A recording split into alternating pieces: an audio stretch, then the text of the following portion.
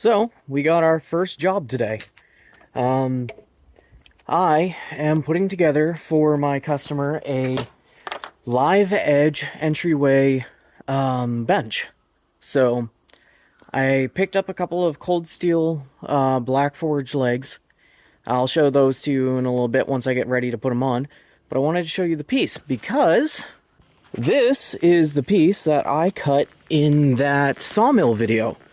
So, I did get a little bit far into the process before I thought to actually take a step back and start videotaping.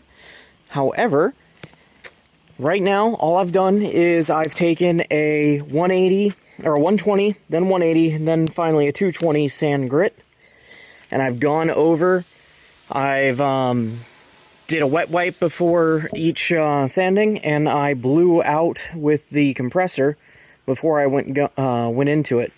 And now, what I'm going to do is I am going to take a piece from a sister board, and I'm going to do the exact same thing and stain it with two different colors that the customer is currently looking at, see how they like it, and we'll go from there.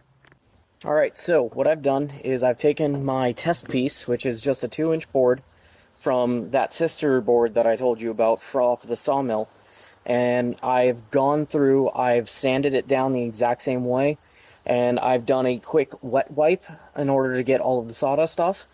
And while we're waiting for this to dry, I'm going to get my two colors prepped. So we've got Golden Oak and Early American that I'm going to be presenting to the customer. Take a look and see what they think, what they like, what they don't like, whether or not they want darker, and then based on their decision, that is the stain that I'll be using for their live edge board. I got the two pieces stained. On my left is Early American, and on my right is that Golden Oak. So as soon as the customer gets back to me, I will let you know what they choose, and then we'll be moving on with that next piece. But I'm kind of torn. I really like the color of both. Based on the pictures they sent me of the room, I do think they're going to be picking Early American, though. It's my personal opinion. But yeah, it's kind of exciting to have my first project and to have my first customer. I hope they love it as much as I'm loving how it's coming out. And we'll see if that is the case, but I can only cross my fingers.